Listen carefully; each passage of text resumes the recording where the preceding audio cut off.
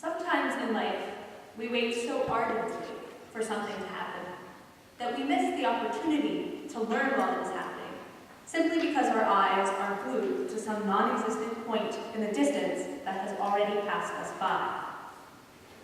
This happened to me just a few months ago, as I was interviewing for a prestigious national scholarship that I desperately wanted.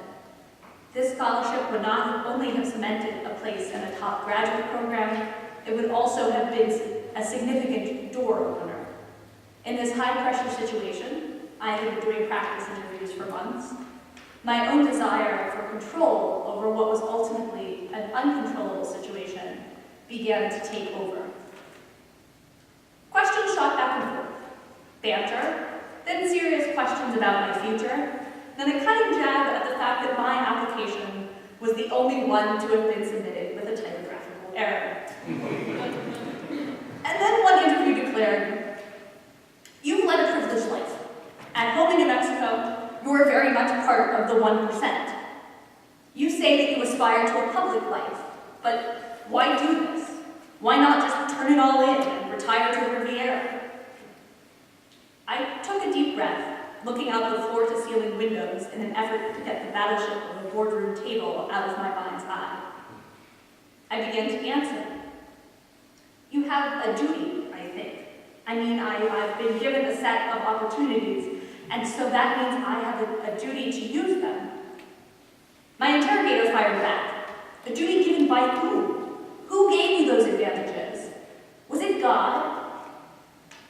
The disdain in his eyes brought the boardroom, complete with monogrammed water glasses, back into focus. I drew back for a moment. As a religious person, I felt that I had to say that it was, in fact, God. Yet my philosopher's brain would never allow such an answer to escape my lips unqualified. And then there was the fact that I wanted, quite earnestly, to appear smart to this group of people. And what smart person would say that my advantages in life, educational, family, economic, social, had come from God? Today, I want to talk about the fact that answering that question from either a religious perspective or a secular one is not easy. Our duties to other people are complex, and when we talk about them, they become part of a much broader network of conversations, not just between someone called I and someone called you, but between an infinite web of I's and you's. What I really want to discuss, then, is the way the question of duty and the question of God play themselves out in that network. I'll begin with a little biography, not because I think my story is particularly noteworthy or unique, but because I think it's fair for you all to know about my own commitments. I grew up in New Mexico, the daughter of 2 doctors, who, despite their own positions of social privilege, raised me to be very much aware of and committed to social justice. My mother was once reported to the Board of Health for trying to give free care to World War II vets in honor of her late father and the VA's willingness to pay for her own medical training. My father once drove a patient from the hospital to the dialysis unit in his own car because the ambulance refused to transport a patient without insurance. My Jewishness was also defined more deeply by this commitment to social justice than it was by any kind of God talk. The word God was almost never spoken in my home, but justice and service were the stuff of bedtime stories. My grandmother was known both for saying, "I hate temples and I hate rabbis," and for running the extensive Russian refugee relocation project in Florida. This being said, however, I didn't have much of a sense of what the substantive or theological things that Judaism had to say about service. When, at the age of 10, I met our synagogue's new rabbi for the first time, I declared that the state of Israel was not acting in accordance with Jewish values in its violent response to the Second Intifada. Despite my confidence in my own viewpoint, I would have been hard-pressed to give you any religious source for my idea of Jewish values. It was not informed by text, history, or God talk, but by a kind of lived experience that conferred only a vague set of loosely connected values. The problem, of course, is that these loosely connected values do not constitute a coherent personal worldview, let alone an idea that can be presented to a committee of bright, accomplished people in a variety of fields who had all been recipients of the scholarship themselves. The story of how my own family had responded to this question was told not in words, but in deeds. And deeds could not, as it turned out, be marshaled in that boardroom. But not for the reasons that you might expect. It's not that the people in the boardroom would not have understood the kinds of needs that my family members were addressing. One of my interviewers had done extensive work with Palestinian Christians. Another had dedicated her life to curing an obscure form of cancer. One more was a professor at the Air Force Academy. The visible privilege of the room aside, these people knew what a life of service looked like. They had lived those sorts of lives. No, the problem was a more fundamental one. Experience, especially experience that is predicated on interactions between human beings, is as much an emotional event as it is a philosophical fact.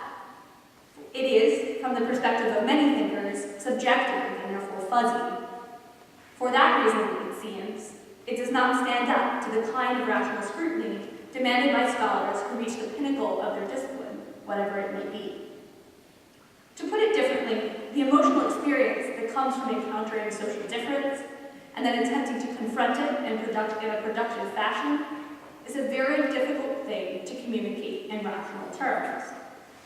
For this reason, I felt that the only sensible answer to the question, who gave you those advantages? Was it God?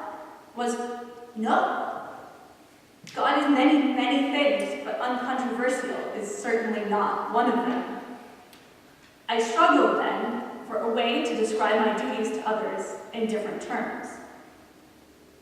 We can use religious concepts, ideas, and texts to describe our encounters with human beings without having to also ascribe to a rigid and traditional system that says our gifts, and therefore our duties, come from God in a very literal way. Instead, Judaism, and I think religion in general, provides a useful framework for encountering, describing, and appreciating the world in its particular detail. While our duties may not come from God, we can use religious ideas to talk about them productively. This kind of point can be difficult to express, so I'll give you an example.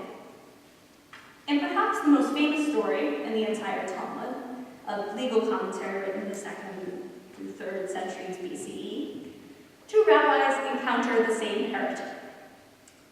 First, the heretic comes to Rabbi Shammai and asks him if he will teach him the entire Torah while he stands on one foot. Shammai, annoyed with what seems like quite a silly request, tells the heretic to leave him alone.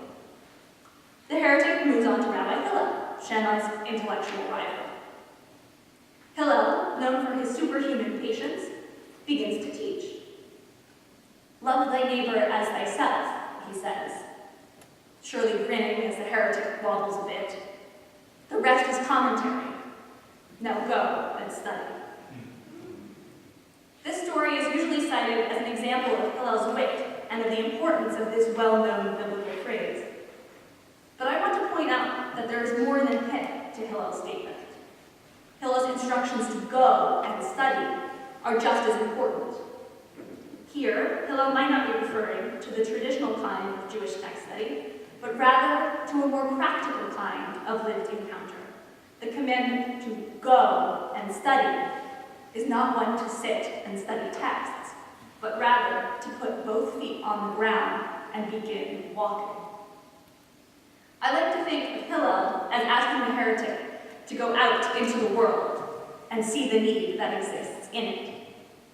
Studying, then, requires not only thought and reflection, but also going. It is this kind of going that is the duty my questioner was referring to.